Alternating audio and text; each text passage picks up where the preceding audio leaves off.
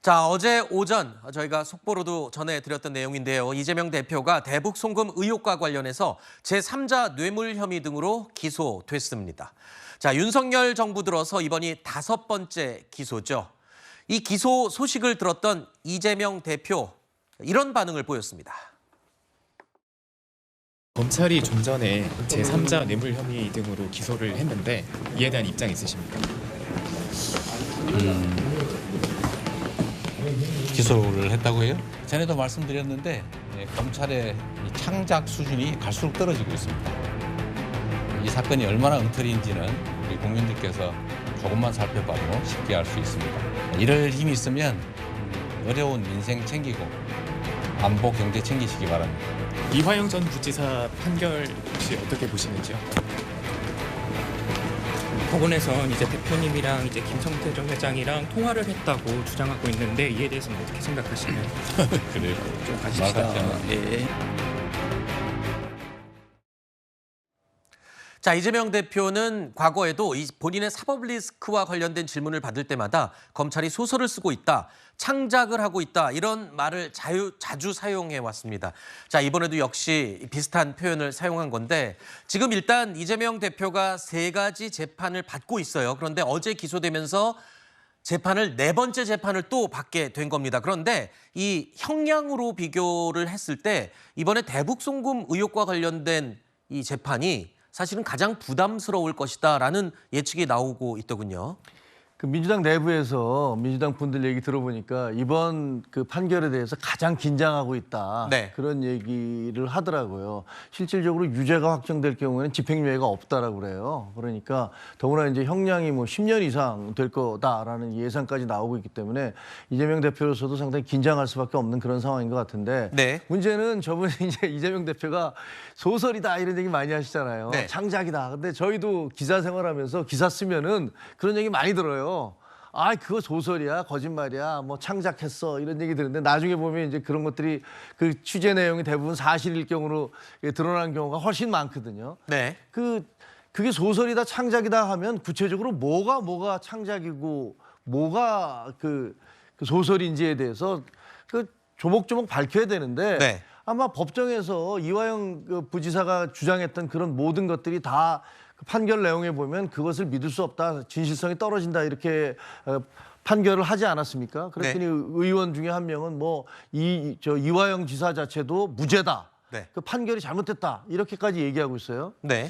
저는 저게 과연 그 공당으로서 나올 수 있는 반응인지는 참 의아합니다. 네. 어떤 이 내용이 지금 나중에 더 쟁점이 될지는 잠시 후에 좀 짚어보도록 하고요. 지금 말씀하셨는데 야당 쪽에서도 긴장하고 있는 거 맞습니까? 사실 이제 야당 입장에서 이재명 대표 측에서는 어느 것 하나가 예민하지 않겠습니까? 그런데 사실요, 과거를 돌아보잖아요. 네. 뭐 영장 체포 동의안 때, 또 영장 실질심사 때, 뭐 대장동 때, 백현동 때, 그때마다 이번이 중요하다, 이번이 예민하다, 촉각을 세우고 있다, 다 그래 왔어요. 그래서 이번에 사건도 마찬가지로 보고 있고요. 다시 말씀드리지만 어느 것 하나 만만한 게 없고, 네. 다만 근데 이런 건 있습니다.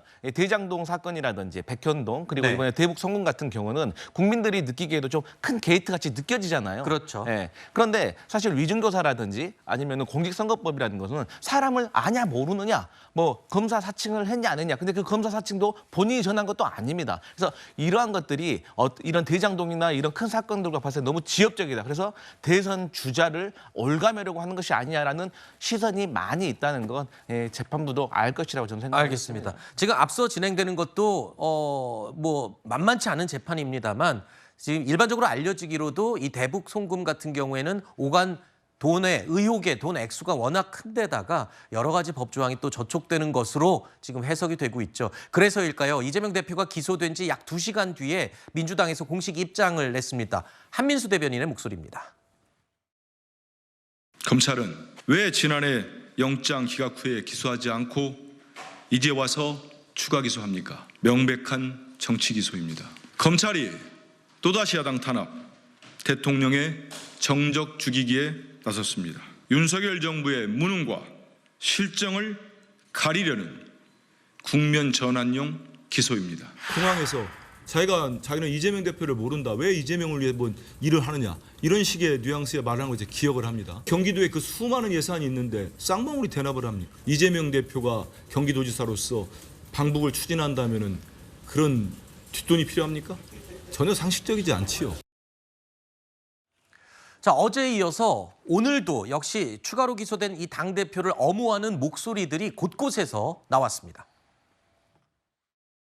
이재명 대표가 그 사안을 부인을 하고 있고 또 이게 검찰의 조작이라는 이런 의혹들이 많이 제기되고 있음에도 불구하고 바로 기소를 한 것은 정말 내로남불 불공정이 따로 없다. 정권의 그 정적이라고 할 수 있는 야권의 지도자에 대한 그런 사실상의 정치적 탄압의 일환으로 보기 때문에 기승전 이재명 기소라고 할까요? 윤석열 정권이 탄생하고 모든 그 관심을 이재명 기소에만 두고 안타까움, 분노감 이런 것을 느끼고 있습니다. 이재명 대표와 이화영 지사와 관계에서 보고가 이루어졌냐, 공모관계가 있냐 이걸 따지기 전에 이화영 부지사의 범죄 자체가 없다는 걸 저는 강조를 하고 싶습니다. 판결이 잘못됐다는 거죠.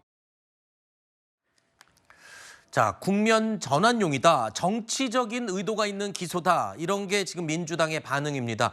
뭐 이런 반응은 검찰에서는 어느 정도 예상을 했던 부분이기도 할 텐데요. 친명좌장 정성호 의원이요.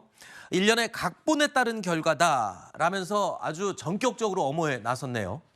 그러니까 이게 비판을 할 수밖에 없는 상황이죠, 민주당 입장에서는. 왜냐하면 일단 김성태 전 쌍방울 회장 같은 경우에도 진술이 일관되지가 않았습니다. 분명 본인이 귀국할 때 언론들이 카메라 들이대고 마이크 들이대고 물어봤을 때 이재명 대표와의 관계가 없는 것처럼 이야기를 하셨거든요. 잘 모른다고도 이야기를 했고.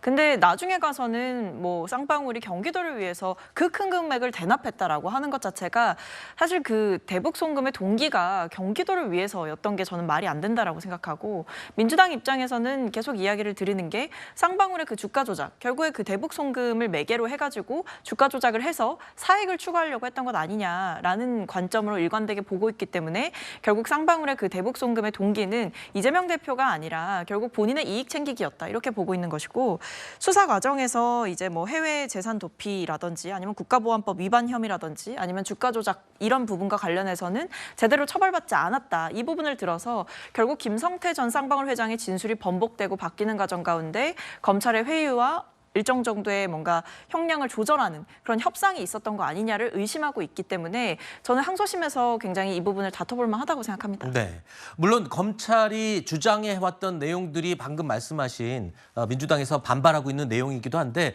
사실 이 내용이 지금 다시 이슈가 된 이유가 이화영 전 부지사의 1심 판결에서 법원에서 어느 정도 인정한 부분, 검찰에서 주장해왔던 부분들을 법원이 어느 정도 인정한 부분이 지금 또 알려지면서 다시 지금 논란이 되고 있는 거잖아요. 그러니까 이렇게 보시면 될 것 같아요. 김성태 전 쌍방울 회장의 그 진술을 법원에서는 굉장히 믿을 만한 증거, 신뢰할 만한 진술로 채택을 했단 말이죠. 그렇죠. 근데 거기부터 사실 민주당은 동의가 안 되는 것이죠. 왜냐하면 김성태 전 회장의 진술이 번복되기도 했고, 그리고 김성태 전 회장의 형량이나 그 검찰이 구형했던 부분만 보더라도 그 이화영 전 부지사에 비해서 너무나 낮다. 그런 부분들을 들어봤을 때 김성태 전 회장의 진술을 신뢰할 만하다고 판단할 수 있는 근거는 결국 검찰이 만들어준 것 아니냐, 이렇게 보는 것이죠. 그러면 검찰은 물론이거니와 이번에 법원의 판단에도 굉장히 이의를 제기하고 있는 상황인데, 송 의원님. 일단 김성태 전 회장은 아직 판결 선고가 안 됐습니다. 네. 다음 달 10일에 1심 선고가 있을 예정이고요. 그 민주당에서 구형을 가지고 자꾸 팩트와 다르게 선동을 하시는데, 자, 뇌물을 받은 사람은요, 우리가 특정범죄가중처벌법에 그 가중되는 조항이 있어서 굉장히 법정형이 셉니다. 1억 원 이상 뇌물을 받으면요, 무기징역 또는 10년 이상이에요. 그런데 뇌물 공여는 형법으로 가서 법정형이 5년 이하입니다. 그렇기 때문에 이화영 전 부지사는 구형도 15년 했던 것이고 선고가 9년 6개월이 나왔던 거고, 김성태 회장의 구형이 3년 6개월인 것은 그런 이유에서 법정형의 차이가 있는 거예요. 민주당에서 그 부분부터 좀 정확하게 말씀해 주셨으면 좋겠고요. 그다음에 지금 법원의 판결을 부인하는 태도가 과연 이렇게 민주당에 도움이 될 것인지, 그 부분에 대해서 한번 좀 신중하게 생각을 해보셨으면 좋겠습니다. 그러니까 검찰에 대해서 민주당이 비판적인 시각을 가지고 있고 오랫동안 불신해온 것은 민주당의 뿌리 깊은 역사니까 뭐 제가 그것까지 바꾸자고 말할 수는 없겠는데, 적어도 이것은 어쨌든 법원의 판결이 있는 것 아니겠습니까? 검찰의 어떤 일방적인 주장인 것이 아니고 수십 명의 증인을 증인신문한 결과로 법원이 판결한 것이다. 이 부분에 대해서 공당으로서 최소한의 존중하는 태도를 보여야 된다. 그런 말씀을 드립니다. 알겠습니다.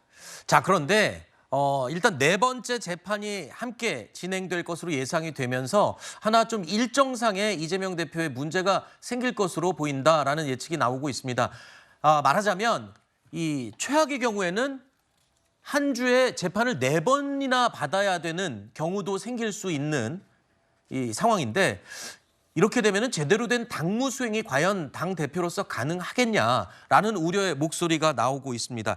총선 하루 전에도 재판에 출석을 하지 않았었습니까? 그래서 재판 때문에 공개 활동에 제약이 많지 않을까.